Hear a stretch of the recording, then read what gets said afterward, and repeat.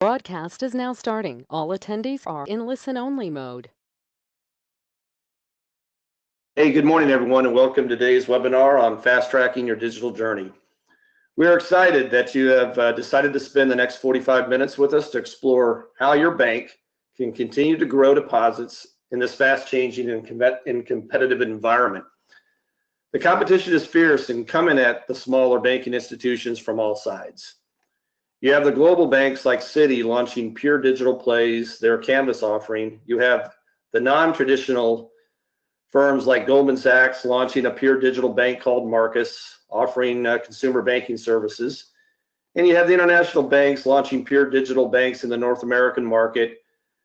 And not to mention, you've got the pure tech plays, the platform companies like Amazon, Google, Apple, and others starting to compete in your space. And these firms are totally unencumbered by legacy technologies. There is a war going on to see who can grab new customers and deposits. We want to arm you with a few ideas on how your bank can be a winner in this rapidly evolving digital world. Before we get started with the slideshow, we should do some quick introductions. My name is Kevin Ferguson, and I'm responsible for all the commercial go-to-market activities here in the U.S. I've been involved in the financial services technology space for over 30 years and have sold core systems, branch and teller platforms, mobile, internet, banking solutions, both here in the US and abroad. And I've never seen a time of such rapid change and the need to become nimble and digital to compete and survive. This is a time of immense opportunity and a time of great peril if your bank is not prepared to go digital. My colleague, Sam, who runs our North American digital channels practice, will introduce himself shortly. Today, we are going to cover 3 topics, all related and essential in driving the growth of your bank's deposits. We will discuss rapidly creating a digital onboarding capability on top of your Jack Henry SilverLake core solutions. We will discuss what we call the customer sidecar, which is a very rich set of customer data that we collect, analyze, and allow you to drive actionable insights for your bank. We will finish up talking about taking these insights and supporting a product configuration, pricing, and deployment capability that gives your current and potential customers the opportunity to select products that are perfect for them, sold through their preferred channel, and available when they want them.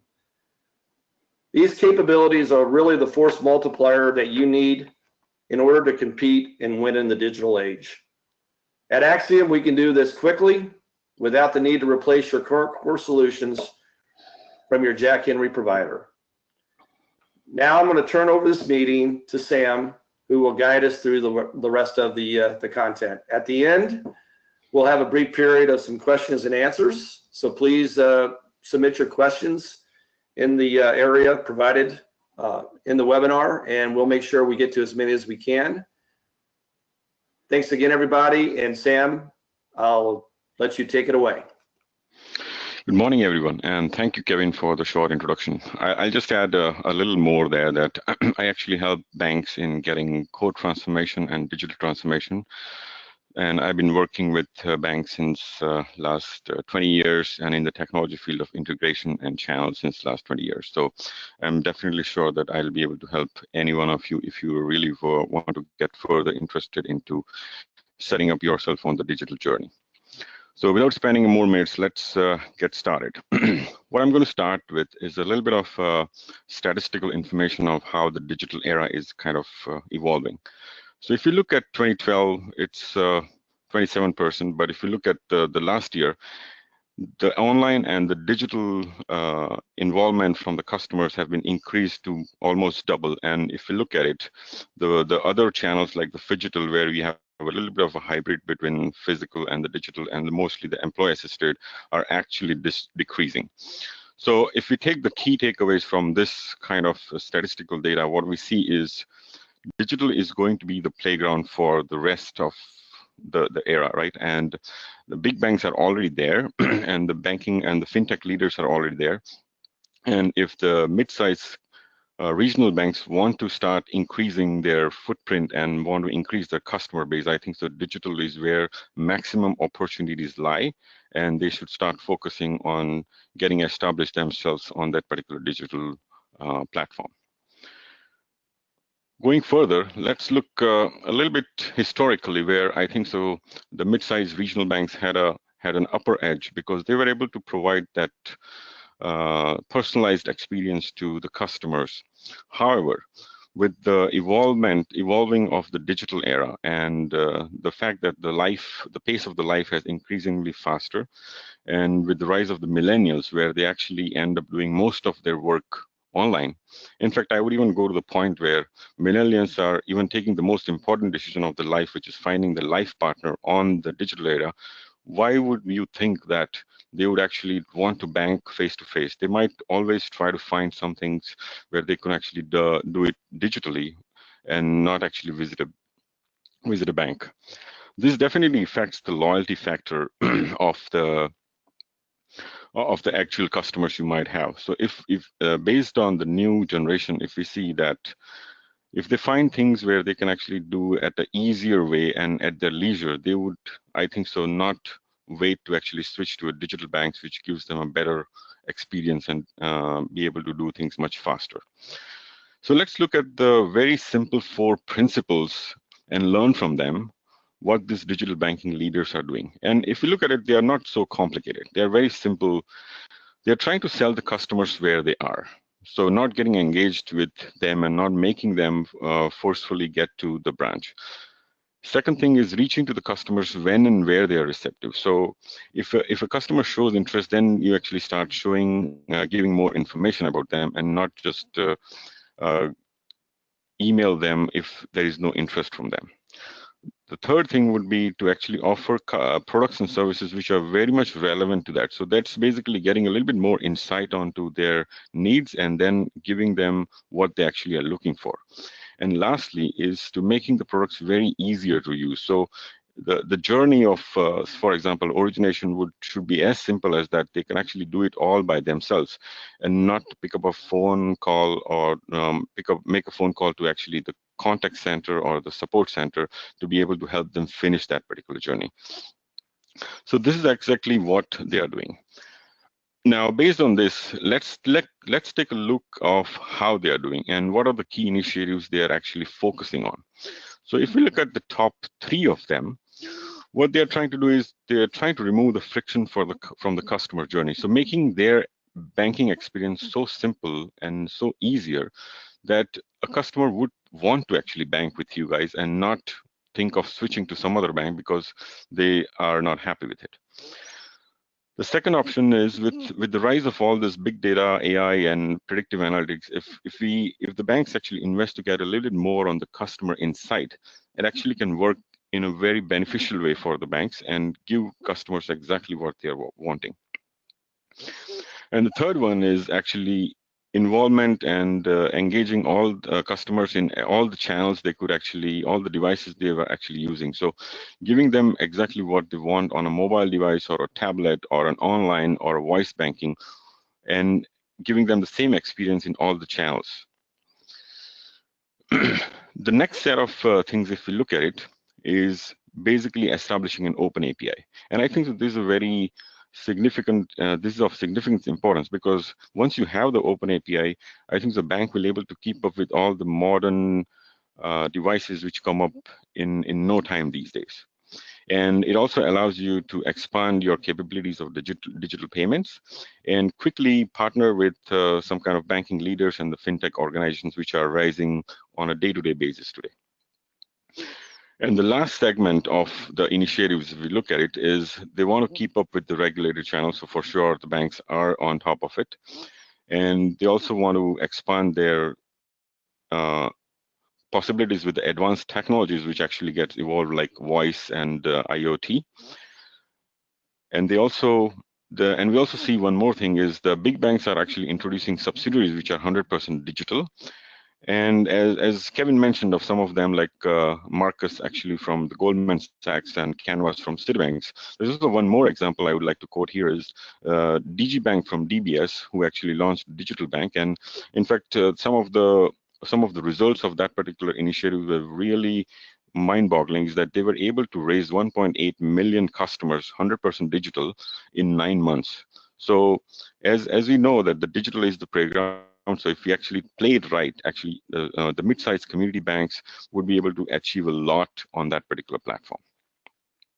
So with all these things, Axiom has done some research and actually has come up with 3 main strategies which I think so the mid-sized regional banks should be focusing.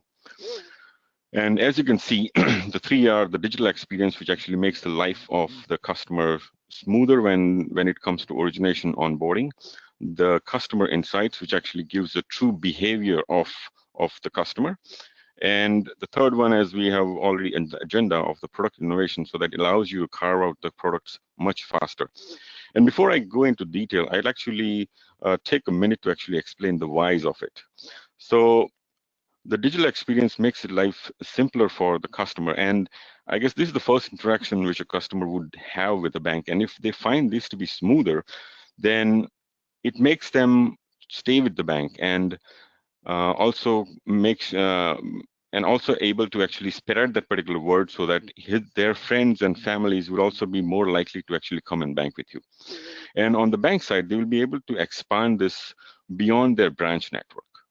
So that's the whys of the digital side.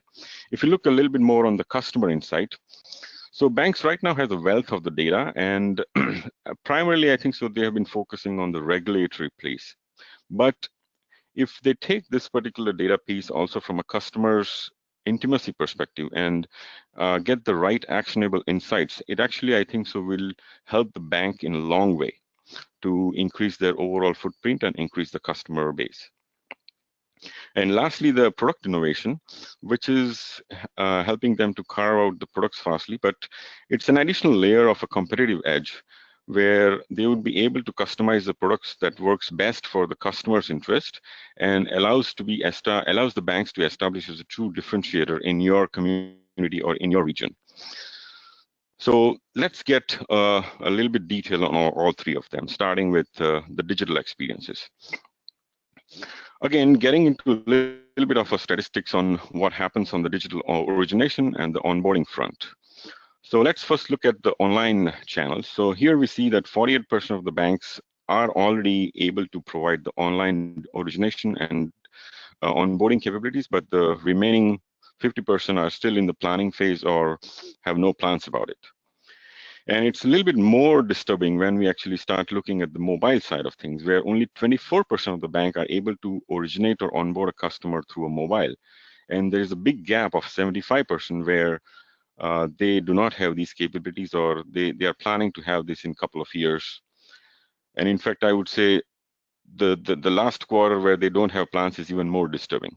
So I think so this gap is a good learning, and I think so the bank would see that this gap, if they fill up this particular gap, they can definitely make a big impact on how they play the next role of establishing themselves on the digital journey. I'd like to ask you and internally judge that, I would say, which segment of this particular donut do you see yourself? And maybe I'll also go to one level next, one more level is we understand that banks think and would have the digital capabilities, but are they 100% digital? Because I'm going to walk through an example of what the big banks are actually focusing for or what they are thriving for. So let's take an example of a true digital origination. And here I'm going to take an example of a young professional called Jack, who has got some cash and he wants to actually go and open an investment account. And he walks through that particular journey. Now here we see 8 logical steps of what normally happens in opening an investment account. But I'm just going to go through the key things which he did, which are very important takeaways for you guys. The one thing is he's able to start something not on online or not on website, but he's able to start something on the mobile. So that's the first thing. When he commutes back to home, he was able to find something, and he likes the idea. He likes what the bank has to offer to him, and he starts a journey. Now, as we mentioned earlier, that try to tap the customers when and where they want to. So the fact that the bank saw that he's interested, they actually notify him about that particular promotion, which makes it even more likely for him to actually go ahead and finish that process. So he sees that notification right away. Then he takes off and spends some time with the family, and then guess what? He was able to resume that same process which he started a couple of hours back on a mobile device on his tablet.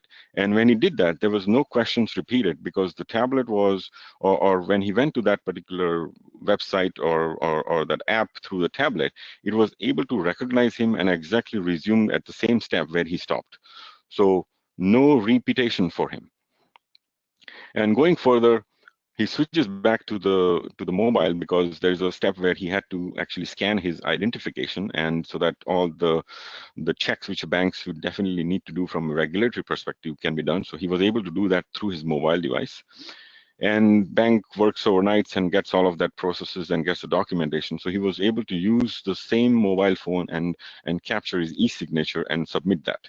So if you look at in the entire journey, he did not have to step out of his leisures, and was able to actually execute this entire process in his regular flow of life and get his money working for him and get the investment account open in less than 24 hours. Now, this is an investment account, but if you look at some simpler products like checking account or pre-approved loans, they should not even take 24 hours. They should actually be done in minutes, because bank has a lot of information about you guys, and it's just a matter of approving that, and boom, you actually go and have that particular pre-approved loan for you. So that's where the big banks are actually aiming for.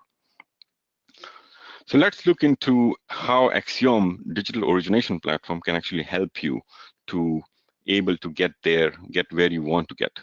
So some of the key features of the Axiom digital origination, as it is listed up there, is we are able to actually help you originate the products, and it could be any products, either current account, checking account, savings, or loans, doesn't really matter. We actually our platform is agnostic to any kind of product you have. There's a bit of an intelligence built inside that, which actually helps you to determine the best offer for the customers. So it actually reduces a lot of back and forth for approvals internally for the bank also, and makes the entire process from a customer perspective very smooth, and reducing the overall effort for both sides. And the third one is basically it's across all the channels and all the devices. So even if the customer actually has to walk into a branch, the teller or the CSR is not in a position to actually ask him to re-enter the data, but they will be able to pick up that particular process right at that step and understand where he stopped and just resume further, making it even easier for the customer facing or the employee facing, I would say. And behind the scenes, we understand that bank has to do a lot of third-party integrations for credit check or ordering physical checks or doing kind of an ID verification.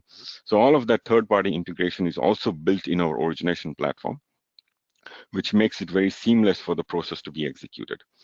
And finally, all the specific steps which typically a customer has been doing traditionally inside the branch, we have made it available so he can actually do it right off his device, whether it's a mobile or tablet, doesn't really matter, but want to make it very much easier for the customer. So that's basically what we offer from a digital origination platform perspective. Let's switch gears and start talking about the second topic, which is the data. We know that we always try to focus on people, process, and technology. However, if we look closely, we can definitely make sense of the data and use it as the fourth fundamental pillar for the bank. We have been always looking data from a process and operational efficiency. We want to use data so that we can mitigate risks and explore new data models. But how about we actually start looking at data from a customer insights perspective? That's even more better for the banks, because now you would be able to know what are the drivers which actually helps them make a decision. What motivates a customer to go from to choose one product versus other, so that you know next time when you go and talk to the same customer, you actually offer where you're more likely to get a yes in return rather than a no. Uh, Going through all these iterations, you should be able to get to a point where you can actually take and put it into a predictive analytics engine and able to see get a little bit of predictive interactions of what the customers would most likely to do next and actually tap right at the same time. And lastly, understand where customer sees most value in what the bank has to offer. So if we kind of put it all together, I think so it empowers the bank to understand where their products and services really means a lot to the customers. Eh, Now going further, we do understand that getting the data is not simple, but if we can reorganize the data from a customer-centric lens, I think so it's easy and it should be easily achievable and unlock the insights of for the marketing department you have and make it work exactly in the favorable situation where you've got more success with the marketing campaigns. Now, when we look at data, we actually look at three different levels. So the first 10 data, we call it the customer profile, which I think so typically a bank normally has because you have your KIF records and you have the profile, you know how many accounts they have. So that's great.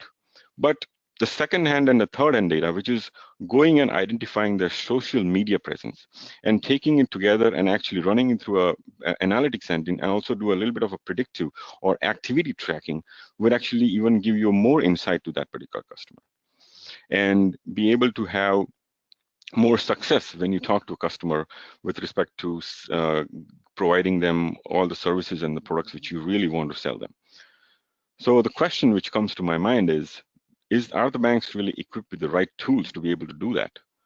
Because I think so the focus was mostly on the regulatory, and maybe now the lens has to shift to the customer data and their intimacy of so that you actually make them feel more personalized even on the digital platform.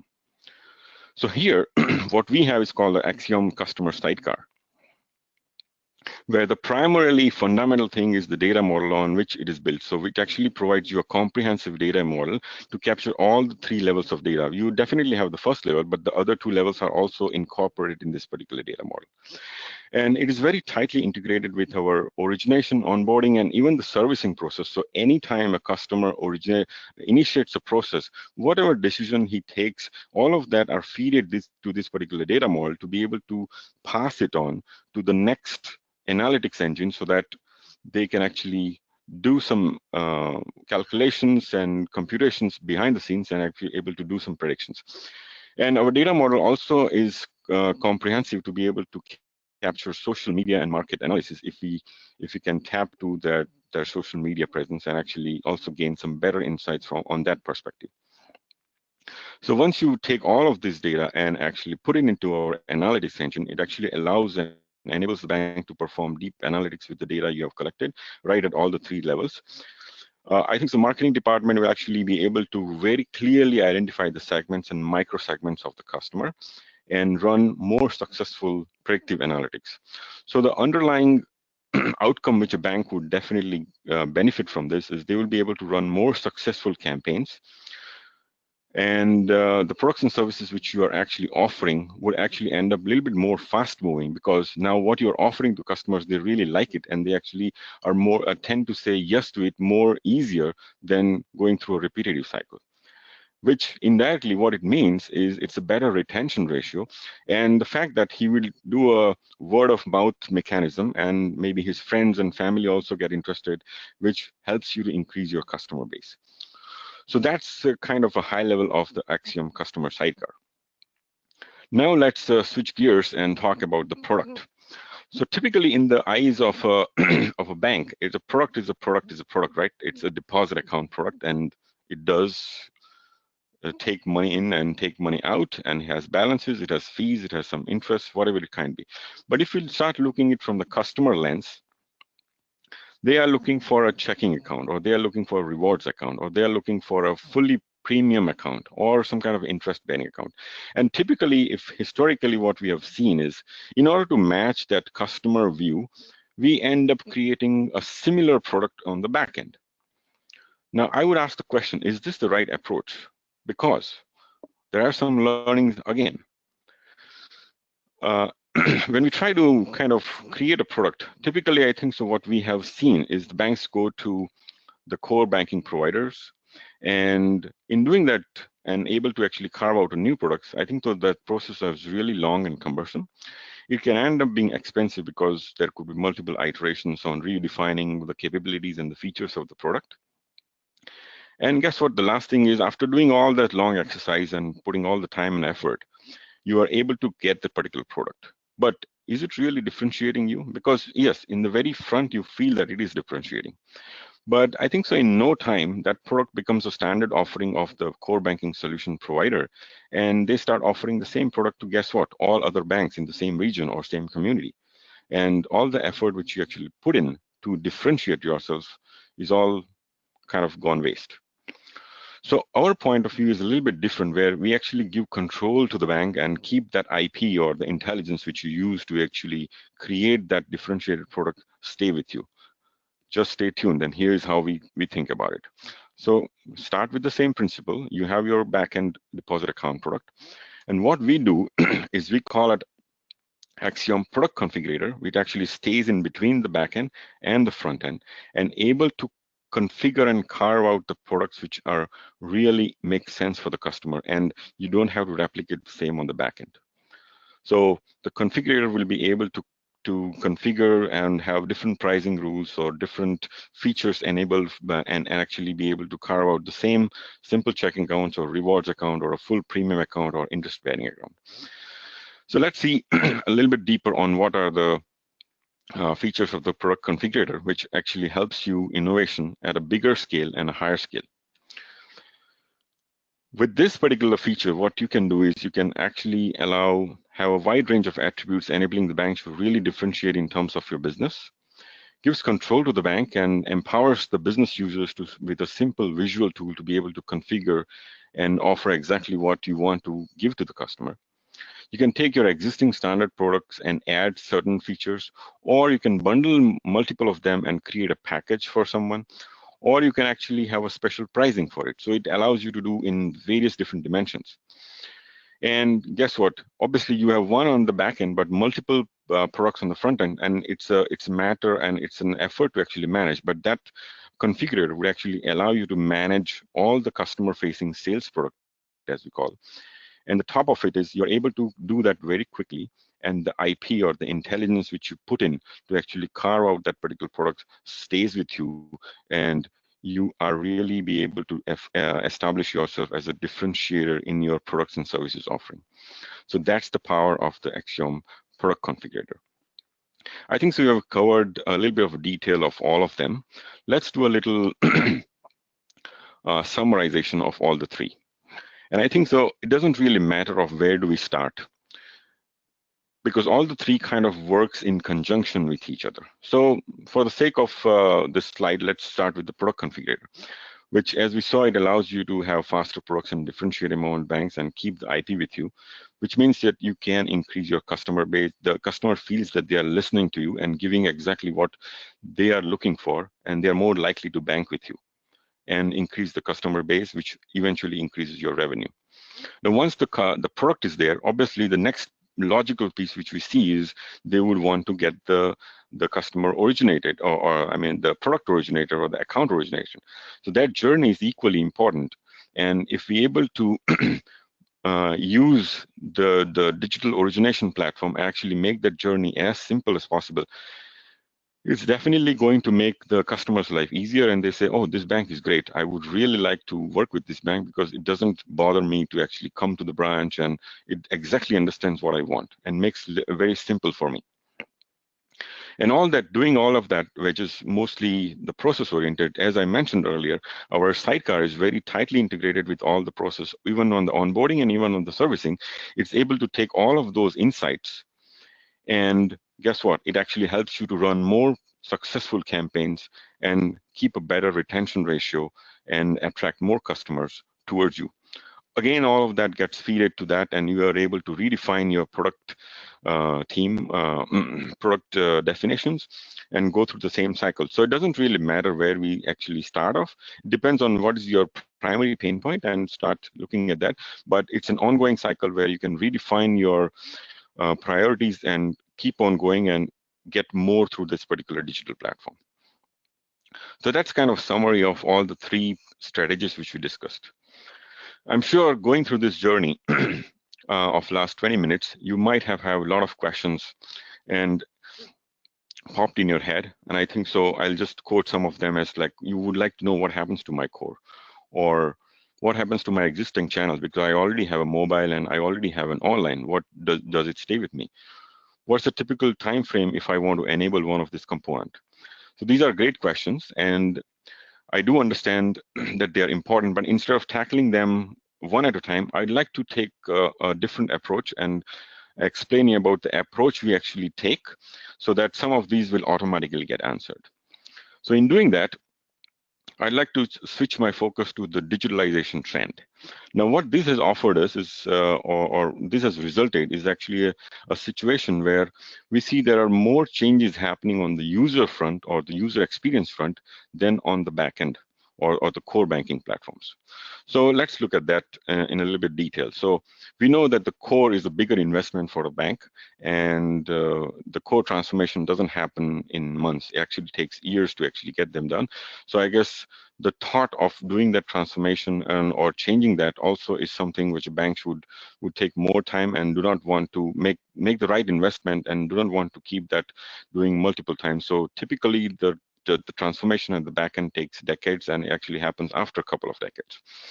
Versus on the other hand, if we look at the modern gadgets which are coming up on a day-to-day basis, mobile, tablet, chatbots, voice banking, they are much faster when the innovation is considered. So the question comes is, how do we manage the pace of change on the both ends? And that's where our platform or our solution is really powerful to be able to manage and control both the sides. So our digital foundation sits very close to the core side, where it's able to integrate with any core backend solutions and in any native format they would like to. But at the end, actually, they actually expose modern APIs, which actually right away establishes your open API concepts, which makes it easier for the banks to actually keep up with the new innovations happening on the device front, and also fastly integrate with the fintech organizations. On top of it, these particular APIs are consumed by our business process layer, which makes it nimble and gives control to the business owners to be able to tweak and customize the process based on the regulatory change or based on their own preferences. And all of these is packaged with top-of-the-art advanced security, a truly omni-channel, because the process is exposed on all the devices, so that as we took the example of Jack, he was able to start something on a mobile and resume it on a tablet. That gives you truly a omni-channel experience. We have the channel analytics, so if someone does something on a tablet, we will be able to monitor and keep it in track, and then that insight actually can help the bank's CSR to actually go and call them and say, we see that you started something on credit card origination. Would you like to help us to finish that? So that analytics help that. Now, all of these are exposed to an API management platform, so it gives you the control to version it, to monitor it, to restrict it for certain devices, to enable it for certain devices, also do the traffic management of all the APIs, so that we see that what APIs are used higher than the lower thing. We get a heat map of what processes are stuck where, and improvise your processes. And on top of it, we also have the alert mechanism, so that the bank's internal IT is able to get alerted if something is off, and they were able to take that actions immediately. So this is our foundation and the overall Axiom digital banking platform, which allows you to control both the ends of that particular of the digital, from both the ends of the back end and also of the front end. Not going too much into the technical side, I would still take a minute to actually explain what exactly all this comprises of. So what we saw today is mostly, as we call, the experience domain, which is customer facing or the employee facing, where how our solutions are very simple and unique. They actually work on any channel, any device. They are available on demand and actually adds continuous value to that. Now, all these doesn't come easily. Behind, on top, below this particular iceberg, I would say there is a gigantic foundation of two domains, as we call the technology domain and the process domain.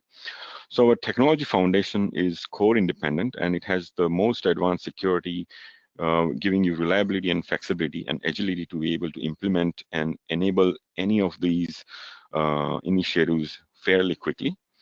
And it's very tightly integrated with our process domain, so it allows you to orchestrate the processes. Our process catalog actually comes with standardized processes, which is basically built up across 3 different decades of work, so that you definitely can leverage a lot from the standard product content which comes out of the process catalogs, which allows you further automation. And obviously banks would actually have a little bit differentiation, so we have configurable capabilities to be able to customize it and extend to meet your needs.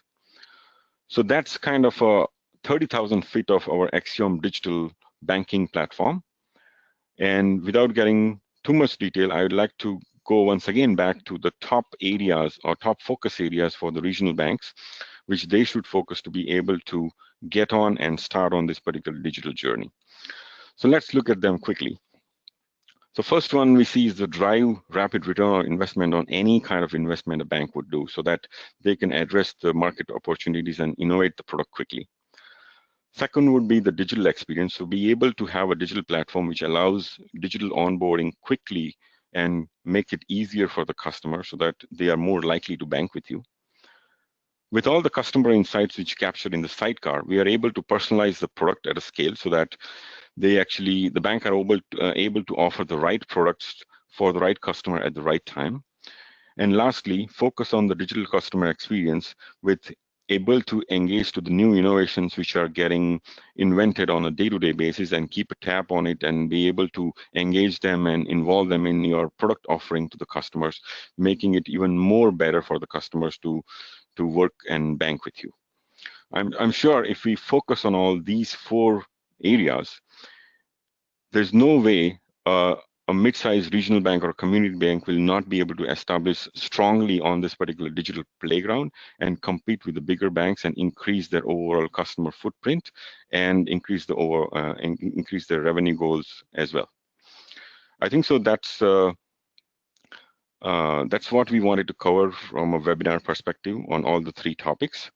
And I'd like to give it back to Kevin to wrap it up and see if we have any questions so we can get those answered.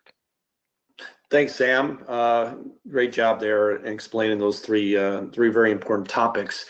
I've got a couple of questions. I'm going to try to consolidate them into one question because I think they do go together from our audience. The first question is, what experience does Axiom and Axiom Digital have specifically with Jack Henry core platforms? And then additionally, how does the platform assist our bank when we are doing acquisitions of banks that might have a competitive core offering like Fiserv or FIS? I don't know if you want to break those down into separate answers or just answer them at once, Sam, but those are the 2 that have been asked from the audience so far. Sure, definitely. So yeah, I understand. And let's take the Jack Henry one first because I think so that's important. But and the second aspect of is the other core providers as well. But we are pre-integrated in the process with the Jack Henry platforms, and we are pre-integrated with the Jack Henry J Exchange platform, and we are part of the VIP program. So we can definitely work with your Jack Henry core providers. And with respect to other acquisitions you might be having on, which you could be running on different platforms like FIS or Fiserv, as I mentioned earlier, that our technology platform is backend agnostic, and we are able to work with any core banking provider. And so I would say that our platform is able to integrate with Fiserv and FIS as well in whatever native format they expect us to integrate with, and expose all of those services which they offer in the core banking through modern APIs and take full benefit of our foundation and the process layer and able to get faster on the digitalization front. Thanks, Sam. And the final question is more of a commercial question. So Sam, I may answer part of it, and then you can, if you don't mind, if I miss anything, you can fill it in. But the question is how do you offer Axiom Digital? Is it offered on a cloud-based model? And the answer is yes. We do work with partners here in the U.S. that can host and put a single instance on the cloud of Axiom Digital. And we do have usage-based pricing models that are available so that you can start the journey with Axiom very precisely in an area that has some challenges for your bank, and then you can grow with us over time. So we have very flexible commercial models, and certainly would like to talk with each of you individually, and we could set up some follow-on conversations and really talk about your digital journey in detail and how we might be able to align with some of your objectives. So thanks everyone for the questions. There are no more questions. We are about at the back end of our time. So I want to thank everybody for attending today's webinar, and we look forward to seeing you at the next set of topics. This webinar has been recorded, and certainly feel free to reach out to Sam or myself, and we can certainly provide a link to the content. All right, everybody. Thank Bye. you very much.